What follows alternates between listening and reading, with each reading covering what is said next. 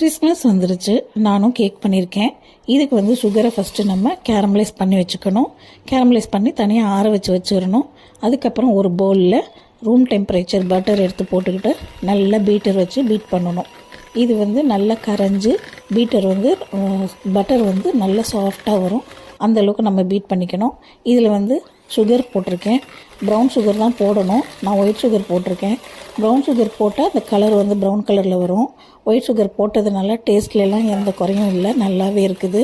அதுக்கப்புறமா முட்டையை ஒரு முட்டையாக நம்ம மிக்ஸ் பண்ணி பீட் பண்ணிக்கணும்.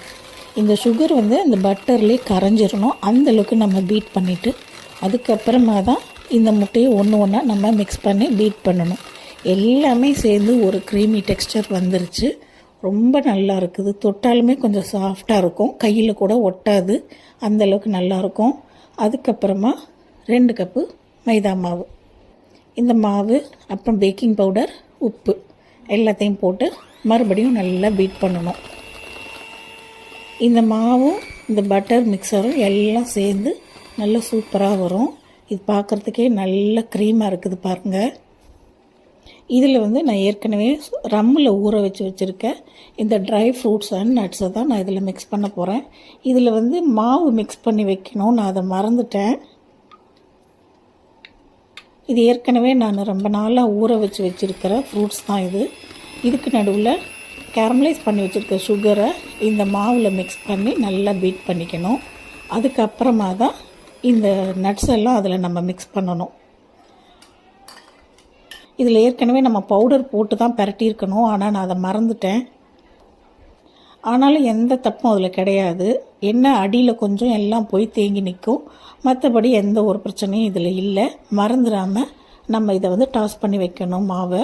அதுக்கப்புறமா எல்லாம் மிக்ஸ் பண்ணிவிட்டு ஒரு ட்ரேயில் நம்ம ஊற்றிடணும். ஊற்றிட்டு அது வந்து கருகாமல் இருக்கிறதுக்காக இந்த பேப்பரை வந்து அது மேலே பட்டர் பேப்பரை போட்டு நம்ம பேக் பண்ணணும். 160 டிகிரியில் 1 ஹவர் இல்லைன்னா 1.5 ஹவர்ஸ் நம்ம வைக்கணும். இது மேலே கொஞ்சம் கருகிருச்சு லைட்டாக, அதெல்லாம் நான் எடுத்து போட்டுட்டு கேக்கை கட் பண்ணிவிட்டு நல்லா சாப்பிட்டாச்சு. ரொம்ப சாஃப்டாக ரொம்ப சூப்பராக இருக்குது. ஆனால் சூடாக இருக்குது. கலர் மட்டும்தான் இந்த கலரில் இருக்குது. நம்ம ப்ரௌன் சுகர் போட்டிருந்தா அதுவும் ப்ரௌன் கலரில் தான் இருந்திருக்கும். ஆனால் டேஸ்ட்டில் எந்த டிஃப்ரென்ஸும் கிடையவே கிடையாது. சூப்பராக இருக்குது. வாசனை ரொம்ப நல்லாயிருக்கு. சாப்பிட்றதுக்கு அவ்வளோ நல்லாயிருக்கு. இது வந்து ஒரு ஃபேமிலியில் எல்லாருமே சாப்பிடலாம். ரொம்ப நல்லா இருக்குது டேஸ்ட்டு. நானும் கிறிஸ்மஸ்க்கு கேக் பண்ணியிருக்கேன்.